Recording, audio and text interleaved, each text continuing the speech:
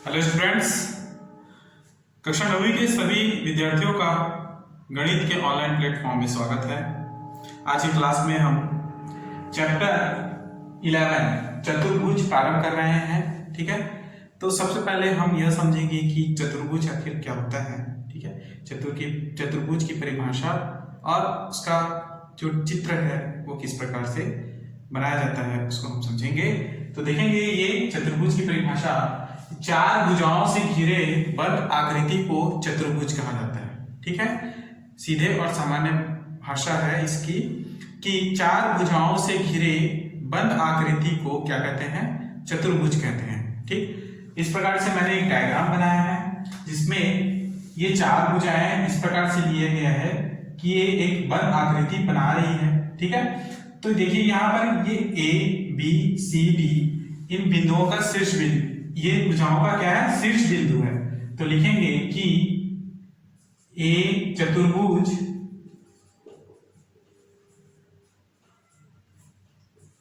A B C D में A B C तथा D चतुर्भुज के शीर्ष बिंदु हैं। चतुर्भुज के क्या है? शीर्ष बिंदु।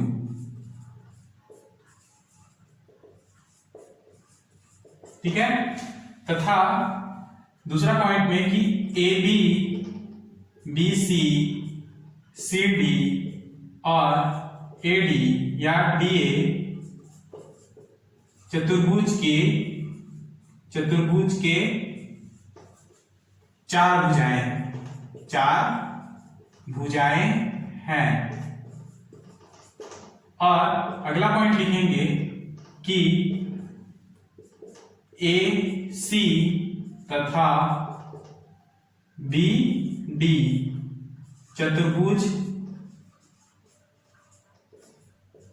के विकर्ण हैं। चतुर्भुज के क्या है? विकर्ण हैं। क्लियर? तो इन बातों को ध्यान से समझना है कि ये ए बी सी डी एक बंद आकृति बना रही है ना, जिसको हम लोग चतुर्भुज कहते हैं। चतुर्भुज ए बी सी डी में ए बी सी और डी ये सभी क्या है? शीर्ष बिंदु है ना। ए बिंदु बी, बिंदु सी और बिंदु डी ये शीर्ष बिंदु हैं चतुर्भुज के। ए बी ये ए से बी सी भुजा, सी डी और ए डी ये सभी चार भुजाएं हैं चतुर्भुज के। ठीक है, तथा ये जो डॉटेड लाइन से मैंने शो किया है ए सी और बी डी, ठीक है, ये चतुर्भुज की क्या कहलाएंगे? विकर्ण कहलाएंगे। क्लियर? नेक्स्ट पॉइंट है चतुर्भुज के समूह भुजाएं। चतुर्भुज की जिन दो भुजाओं में कोई उभयनिष्ठ बिंदु नहीं हो उन्हें हम समूह भुजा कहते हैं। ठीक है, चतुर्भुज के जिन दो भुजाओं में कोई भी उभयनिष्ठ बिंदु ना हो तो उसे हम समूह भुजा कहते हैं। अर्थात इसमें आप देखेंगे डायग्राम में कि समूह भुजा की बात किया गया है।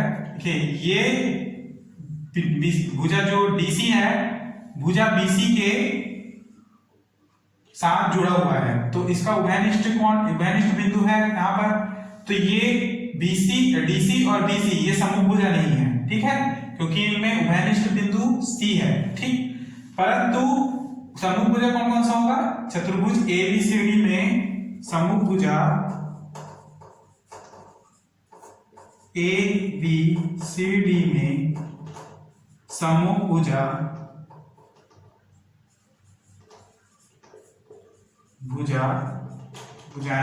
कौन कौन से होंगे? समूह भुजा मतलब सामने की भुजाएं। ठीक है, तो ए बी के सामने की भुजा कौन सा है? C D. ठीक है, तो ए बी तथा सी डी व ए डी के सामने की भुजा कौन सी है? B C. ठीक है, तो ए डी तथा बी सी है। ठीक है, तो इनके समूह भुजाएं ए बी और सी डी एक समूह भुजा है तथा ए डी और बी सी दूसरी समूह भुजा है। ठीक है, तो इन भुजाओं को हम क्या कहते हैं? समूह भुजा। क्लियर? अगला पॉइंट समझिए।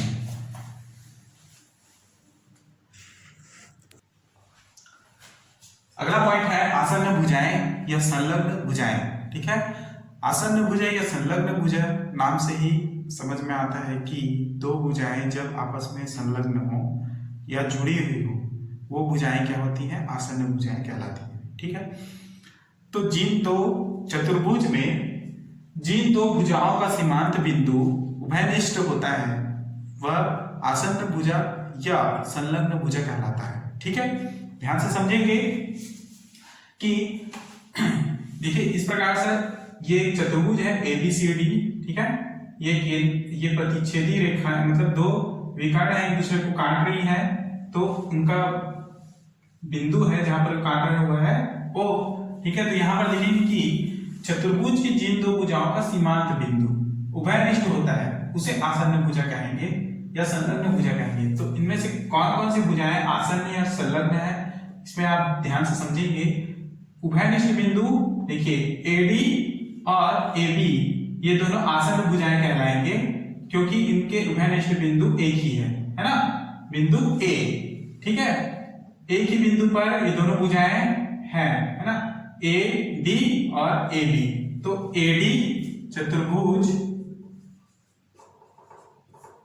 ABCD में आसन्न भुजाएं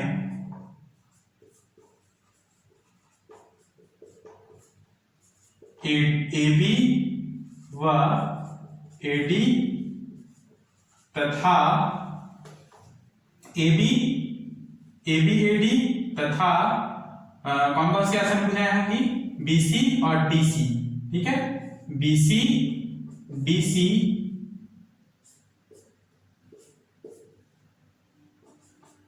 होंगी।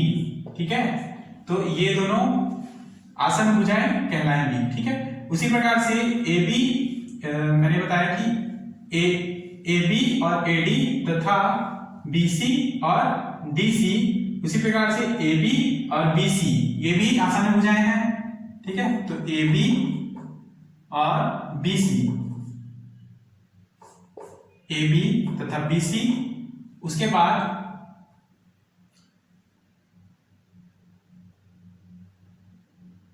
DC तथा BC, है ना, ये तो हो गया AD और DC, ये दोनों भी आपस में संलग्न भुजा है। ठीक है, तो लिखेंगे AD और DC। ठीक, तो ये चार भुजाएं, चार प्रकार के आपको संलग्न भुजा मिलेंगी। पहला है AB तथा AD जो आपस में एक ही बिंदु से जुड़े हुए हैं इसलिए संलग्न भुजा है। BC तथा DC, ठीक है, तो ये बिंदु C से जुड़े हुए हैं दोनों, इसलिए ये दोनों आपस में संलग्न भुजा हैं। तथा AB BC, है ना, AB और ये BC बिंदु B से, सीमांत बिंदु B से उभयनिष्ठ है, तो ये दोनों आपस में जुड़े हुए हैं इसलिए ये भी उभयनिष्ठ भुजा है। इसलिए क्या है, सॉरी, उभयनिष्ठ बिंदु होने के कारण के दोनों आसन्न भुजाएं हैं। और AD तथा DC, ये AD और DC बिंदु D इसका सीमांत बिंदु उभयनिष्ठ है, इसलिए AD और DC क्या है, दोनों आसन्न भुजाएं हैं। ठीक है, तो इस प्रकार से आसन्न भुजाएं हमको निकालना है। अगला पॉइंट है सम्मुख कोण। तो किसी चतुर्भुज के ऐसे दो कोण जिनके प्रतिच्छेदन में उसकी भुजा न आए सम्मुख कोण कहलाते हैं। ठीक है, सम्मुख कोण मतलब आमने सामने के कोण। तो यहां पर देखिए कि चतुर्भुज है ABCD, तो कोण A के सामने का कोण कौन सा है, कोण C। तो लिखेंगे कि चतुर्भुज ABCD में सम्मुख कोण कोण A व कोण C हैं तथा कोण D के सम्मुख कोण कौन सा है, कोण B। ठीक है, तो लिखेंगे कोण B व कोण D है। ठीक है, तो इस प्रकार से चतुर्भुज ABCD में सम्मुख कोण कोण A व कोण C तथा कोण B किसके सम्मुख है, कोण D के सम्मुख है। ठीक है, कोण A किसके सम्मुख है, कोण C के सम्मुख है, तो ये दोनों आपस में सम्मुख कोण होंगे। क्लियर, अगला पॉइंट समझेंगे।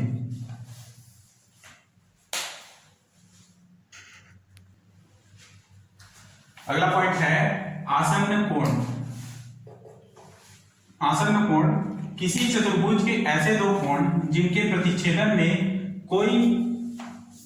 प्रतिच्छेदन में उसकी कोई भुजा आ जाए आसन्न कोण या संलग्न कोण कहलाते हैं। ठीक है, तो ऐसे कौन से कोण होंगे? कोण ए और कोण बी। ठीक है, चतुर्भुज ABCD में कोण ए तथा कोण बी संलग्न कोण है। क्या है? संलग्न कोण या आसन्न कोण है।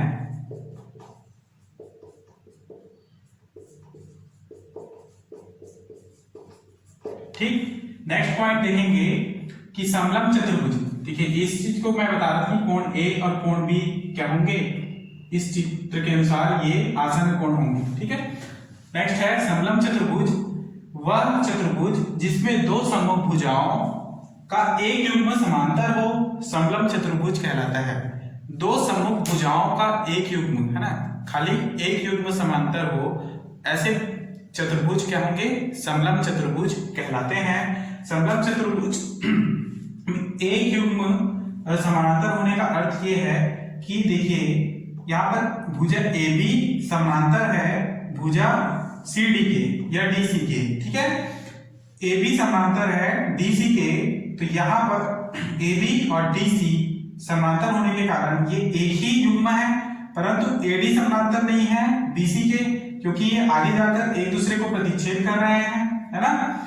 तो ये AB और DC ये आगे जाकर मिला है, इसको इस प्रकार से, ये इस प्रकार से आगे बढ़ते ही जाएंगे, एक दूसरे को कभी प्रतिच्छेद नहीं करेंगे, परंतु ये BC और ये AD आगे जाके इस प्रकार से एक दूसरे को प्रतिच्छेद कर देते हैं। तो ये जो भुजा है BC और AD ये समांतर नहीं है, और केवल एक ही जोड़ी यानी AB और DC ये एक जोड़ी है जो समांतर भुजाएं हैं। इसलिए वह चतुर्भुज जिसमें दो सम्मुख भुजाओं का एक युग्म समांतर हो समलंब चतुर्भुज कहलाता है। चतुर्भुज ABCD में ABCD समलंब चतुर्भुज है, क्योंकि सम्मुख भुजाएं AB और CD आपस में समांतर हैं या समानांतर हैं। ठीक, इसलिए ये क्या है? समलंब चतुर्भुज है। क्लियर? अगला पॉइंट समझेंगे।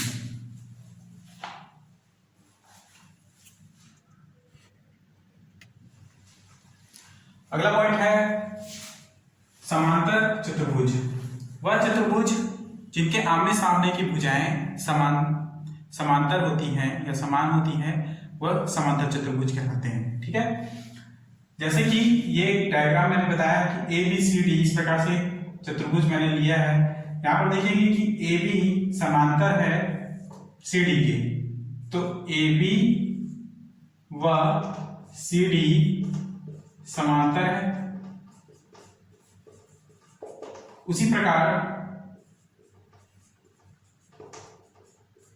AD समांतर है BC के।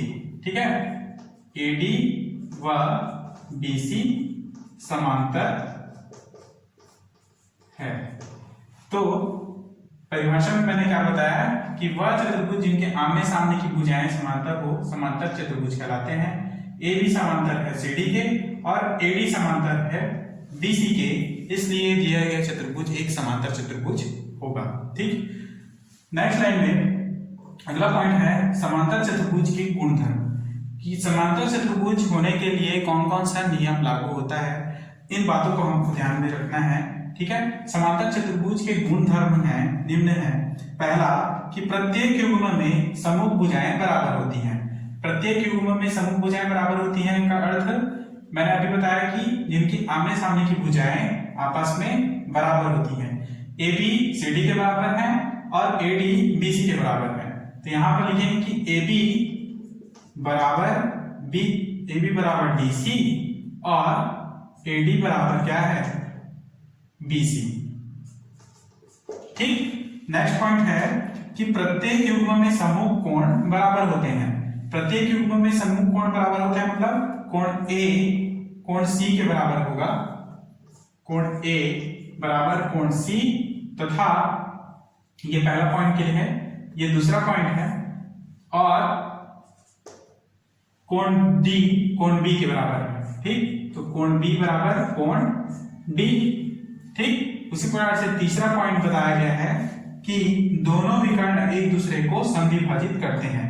अब मान लीजिए यहां पर ए से मैं विकर्ण खींचता हूं सी तक, ठीक है, उसी प्रकार से बी से मैं विकर्ण खींचता हूं डी तक, तो ये दोनों विकर्ण AC और BD एक दूसरे को समद्विभाजित करते हैं। समद्विभाजित मतलब समान भाग में भाजित करते हैं, ठीक है, उसको हम समद्विभाजित कहते हैं। तो यहां पर तीसरा पॉइंट क्या है कि AC व BD समद्विभाजित विकर्ण हैं। ठीक है, तो AC व BD समद्विभाजित विकर्ण। तो इन तीनों नियमों का पालन जिस त्रिभुज में चतुर्भुज में होता है वैसा चतुर्भुज क्या है, एक समांतर चतुर्भुज कहलाता है।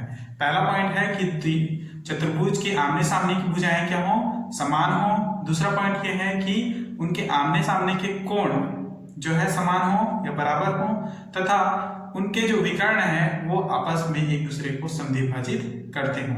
ये तीनों बातें जब भी आपको चतुर्भुज में दिखाई दे तो वो ऐसा चतुर्भुज एक समांतर चतुर्भुज होता है। ठीक है, अगला पॉइंट समझेंगे।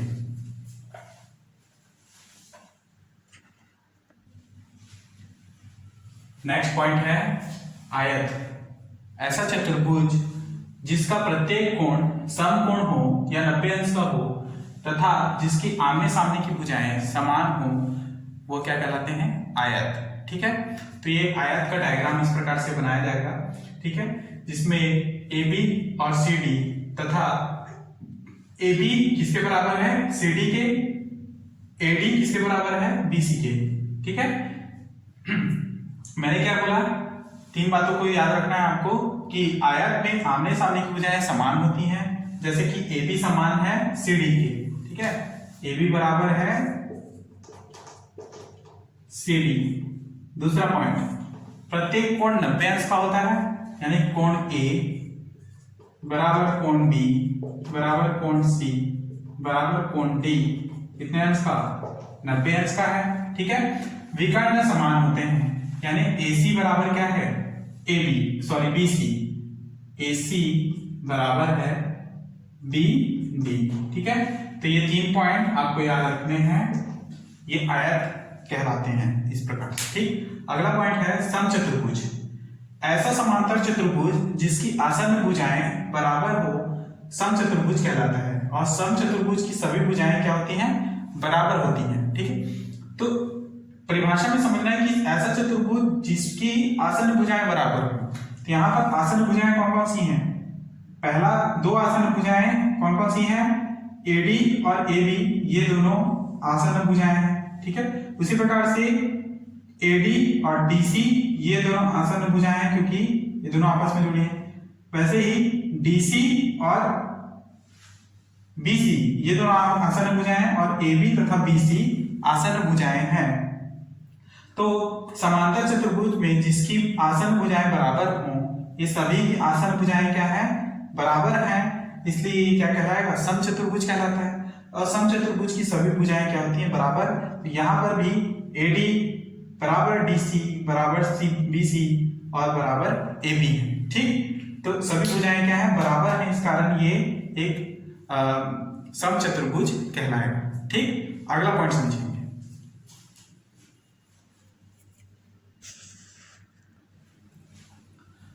नेक्स्ट पॉइंट है वर्ग।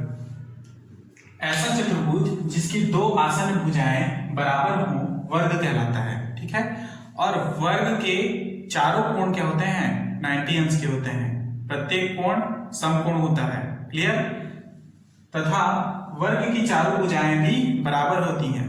क्या होंगे, वर्ग की चारों भुजाएं बराबर होती हैं, समान लंबाई के होते हैं। ठीक है, अर्थात कि AB बराबर BC बराबर CD बराबर डी ए, ये सभी आपस में बराबर होंगी, सभी भुजाएं, ठीक है।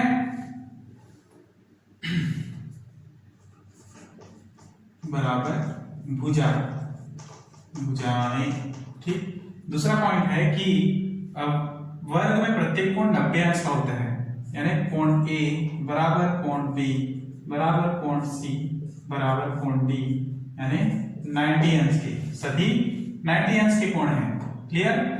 इनके विकर्ण भी समान होते हैं। तीसरा कि वर्ग का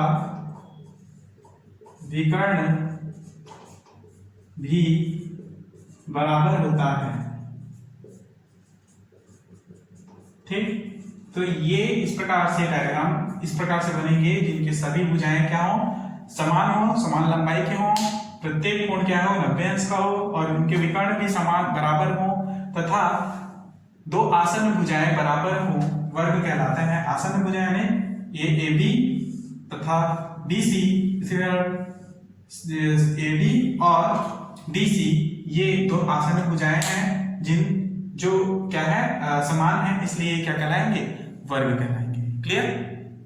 तो इस प्रकार से ये सभी परिभाषाएं आपको समझने हैं और कॉपी में नोट भी करने हैं, उनको डायग्राम सहित आपको नोट्स बनाना है, ठीक है। नेक्स्ट क्लास में इसके आगे के क्वेश्चंस हल करेंगे, प्रश्नावली हल करेंगे। तब तक के लिए धन्यवाद।